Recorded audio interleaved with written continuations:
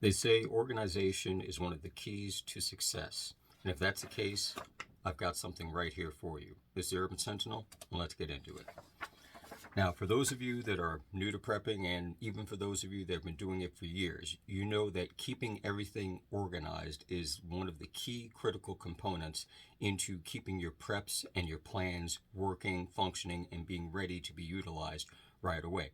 But as many people experience, not just within the world of emergency preparedness, but in life in general, a little disarray, a little disorganization seeps in, creeps into every single corner and aspect. And if you're unfortunately like me, you run that line, that ebb and flow between obsessive compulsive and total chaos at the same time. Right now, as it is, I'm in the process of reorganizing once again a lot of the supplies that I have stored up and a lot of the plans that I have for my family for certain scenarios and situations. And I came up with an idea, not an original idea, but my take on it. A simple, easy to look at, easy to work with emergency preparedness guide plan. It's basically a pre-filled checklist of certain topics, items, and things that most of us on a regular basis tend to come across, tend to have, whether we're actually looking at evacuating, bugging out, sheltering in place, whether it's something from a disaster that may have occurred, whether it's a seasonal thing like a hurricane or a blizzard, or something a little more unexpected, such as an industrial fire or something like that. It's a way to have an itemized list of certain items, projects, or people that you need to be able to basically put into a certain order, a certain category, giving people assignments, that sort of thing. Now with this, I broke it into basically 6 sheets, and I'm going to go over it very quickly, but also what I'm going to do is either on a video card link on the screen or somewhere in the description or the comment, I'll have pinned the direct PDF file that you can download for free. Keep it on your phone, your laptop, your tablet, whatever, print it up into sheets like this. You can even take those page protectors that you get for notebooks and keep the individual sheets, if you choose to, into it, because it gives you a wide enough category. And I'll go over real quickly what it'll have in it that you can take a look at. Now, the first one is pretty much page 1, Emergency Preparedness Guide Plan. Basic contact information, name, location, number, people that you would in an emergency need to have contacted if it's for you. You can think about a medical situation, and then right underneath it, medical info, covering everything from pre-existing conditions, allergies, any prescription meds, over-the-counter meds, blood type, vaccinations, prior surgeries, things like that. That again, in an emergency situation, if you have sort of this sheet with you or located someplace that someone else could then say, okay, this is the type of medicine this person was on, this is what's going on with them right now, and they can get you effective medical treatment. Now on the second page, it's basically a plan of action. It's real simple. I cover several natural disasters, so it doesn't really matter where you're at: hurricane, tornado, earthquake, wildfire, flood, blizzard, volcano. Check off the box. Man-made incidents, chemical spills, industrial fires, biological agents, nuclear reactor meltdown, cyber attack, financial / infrastructure type of situation, or a foreign invasion. Now, granted, I'm sure you can find lots of smaller things that may happen, but these cover the broad basics. And with this plan of action, that's what you would do. You'd say, okay, I take this and I'll make a plan of action for a tornado, because that's going to be completely different than a blizzard. Or you make a plan of action for a power grid shutdown, which is going to be completely different than, let's say, an industrial fire.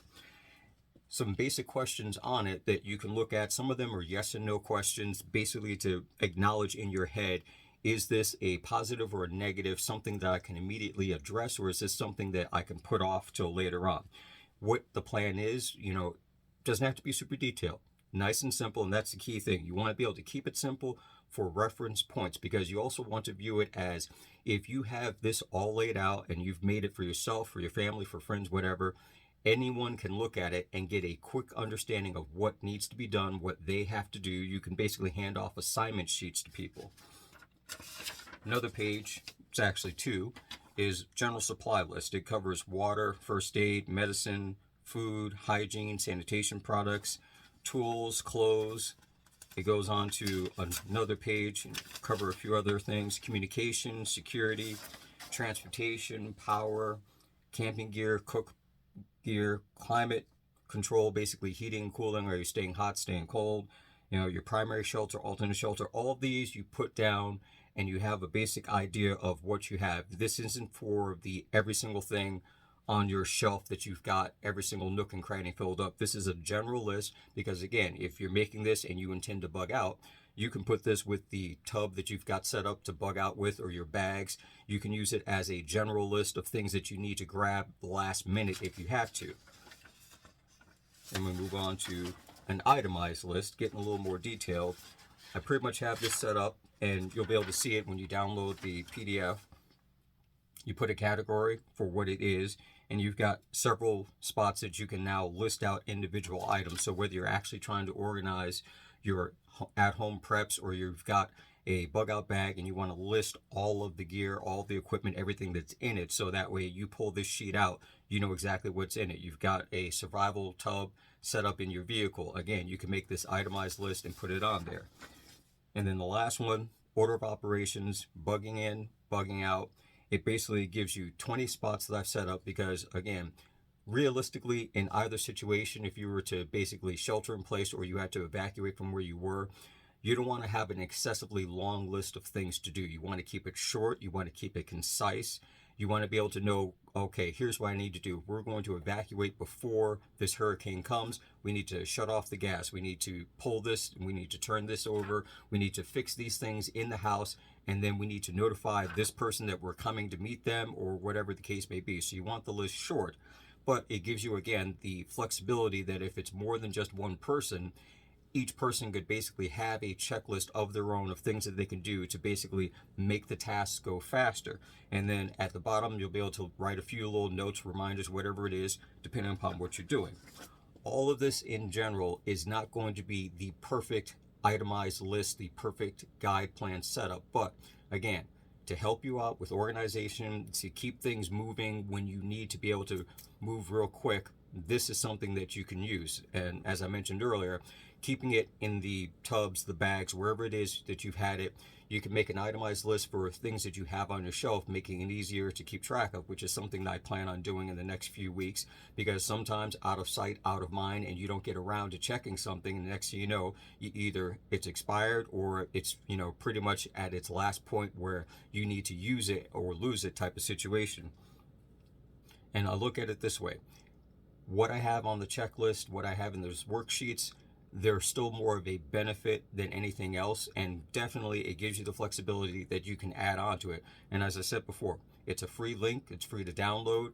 Make copies, keep it on your digital devices, make hard copies, keep them with you, whatever you need for the situation to set yourself up. Because again, organization is definitely a key to success. And when it comes to emergency preparedness, it's one of those things that when it comes down to it, you really can't afford to have something that's going to cause you more problems than whatever the situation is that's evolving around you. Anyway, that's it for now. Catch you in the next one.